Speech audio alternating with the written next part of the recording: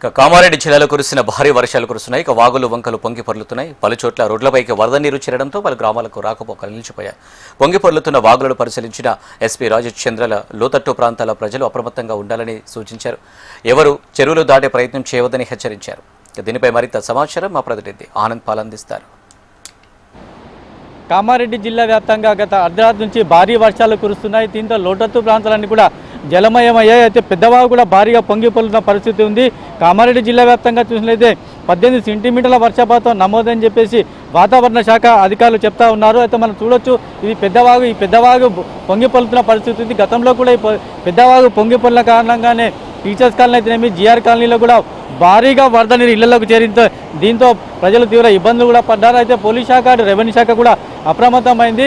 ఇక్కడ ఎవరికి కూడా పెద్దవాగు వద్దరికి రావద్దని కూడా సూచనలు సలహాలు ఇస్తూ ఉన్నారు. భారీగా పోలీసు బందోబస్తును కూడా ఏర్పాటు చేశారు. ఉమ్మడి కామారెడ్డి జిల్లా వ్యాప్తంగా చూసినట్లయితే మటుకు నిజాం సాగర్ అయితేనేమి గాంధారి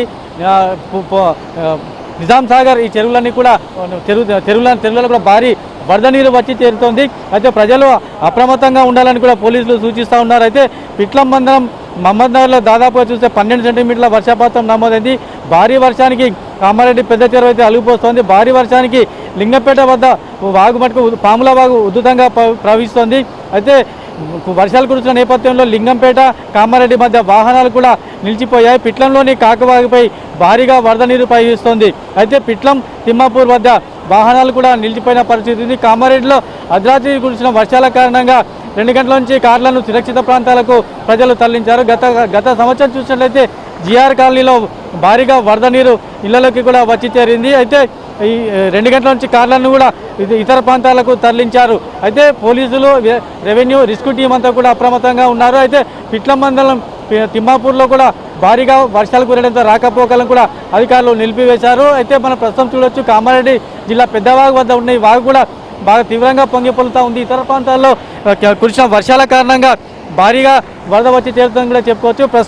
ప్రస్తుతం అయితే ఈ ప్రాంతం అంతా కూడా ప్రజలంతా అలర్ట్ అయి ఉండాలని చెప్పేసి అంటూ ఉన్నారు. అయితే పహారు ప్రాంతాల్లో కల్వర్ట్ల నుంచి కూడా భారీగా వరద నీరు పడుతుందని చెప్పేసి పోలీసులు చెప్తా ఉన్నారు. ఎవరైనా కానీ ప్రజలు నీటి వద్దకు ఎక్కువ వచ్చి ఇక్కడ రీల్స్ చేయడం కానీ సెల్ఫీలు దిగడం కానీ చేసే మటుకు ఇబ్బందులు తప్పవని కూడా హెచ్చరికలు చేస్తారు. ఇక్కడ మనకు కొందరు స్థానికులు ఉన్నాడు, వారితో మాట్లాడే ప్రయత్నం చేద్దాం. అర్ధరాత్రి నుంచి కామారెడ్డి వ్యాప్తంగా భారీ వర్షం కురుస్తుంది కదా, ఈ నేపథ్యం ఎట్లా ఉంది ఇక్కడ పరిస్థితి వర్షాలది? 18 సెంటీమీటర్ల వర్షం కురిసింది రాత్రికి రాత్రే. నిన్న రాత్రి సుమారుగా 8-9 గంటలకు స్టార్ట్ అయింది. తెల్లవారుజామున 6 గంటల వరకు కురిసింది.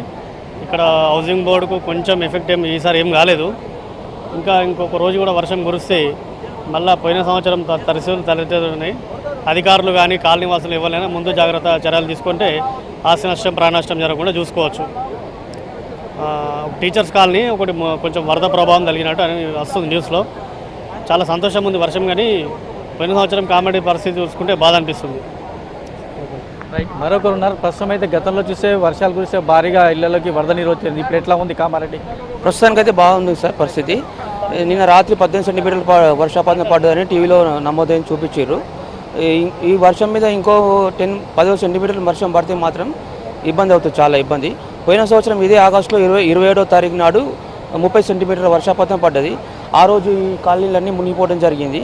ఇప్పుడు ఇక్కడికైతే ఈ పరిస్థితి బాగానే ఉంది. ఇంకేం కొంచెం ఎక్కువ వర్షం పడ్డా కానీ చుట్టుపక్కల ఇల్లు డ్యామేజ్ అయ్యే అవకాశం ఉంది.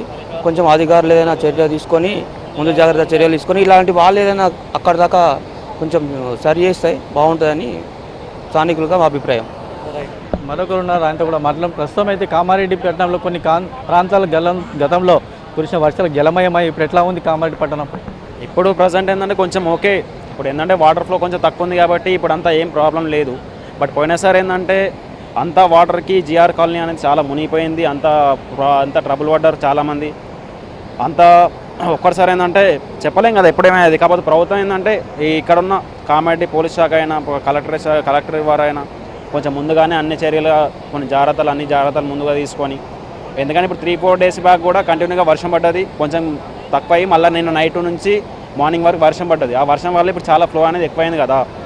సో నేనేమంటున్నానంటే ముందుగానే అన్ని చర్యలు తీసుకొని కొంచెం జాగ్రత్తగా ఉంటే ఆ టీచర్స్ కాలనీ అయినా పోయినసారి చాలా ట్రబుల్ అయింది, జిఆర్ కాలనీ ట్రబుల్ అయింది. సో ఏదైనా చర్యలు కొంచెం ముందుగా తీసుకొని ప్రభుత్వం ముందుగానే జాగ్రత్త ముందుంటే అదొకటి నేను కొంచెం బెటర్ అనుకుంటున్నా. ఓకే, ఇది పరిస్థితి. గతంలో చూసినట్లయితే భారీ వర్షాల కారణంగా కామారెడ్డి పట్టణం అంతా అతలాకుతలమైంది. ప్రస్తుతం అయితే మనం చూడొచ్చు పెద్దవాగు పరిస్థితి మటుకు భారీగానే వరద నీరు రావడంతో పొర్లి పలుతున్న పరిస్థితి. గతంలో కామారెడ్డి పట్టణంలోని టీచర్స్ కాలనీ, జిఆర్ కాలనీ, అదే హౌసింగ్ బోర్డు తదితర ప్రాంతాల్లో భారీగా వరద నీరు ఇళ్లలోకి వచ్చి చేరడంతో ప్రజలు తీవ్ర ఇబ్బందులు పడ్డారు. అయితే ప్రస్తుతం అలా జరగకుండా ముందస్తుగానే అధికారులు చర్యలు తీసుకోవాలని చెప్పేసి కూడా ఇక్కడ కామారెడ్డి పట్టణ వాసులు కోరుతున్నారు. కెమెరామెన్ కళ్యాణ్తో ఆనంద్ పాల్, HNTV, కామారెడ్డి. ఇవి అప్డేట్స్. మరిన్ని అప్డేట్స్ కోసం చూస్తూనే ఉండండి HMTV. వార్త ఆగదు, నిజం దాగదు.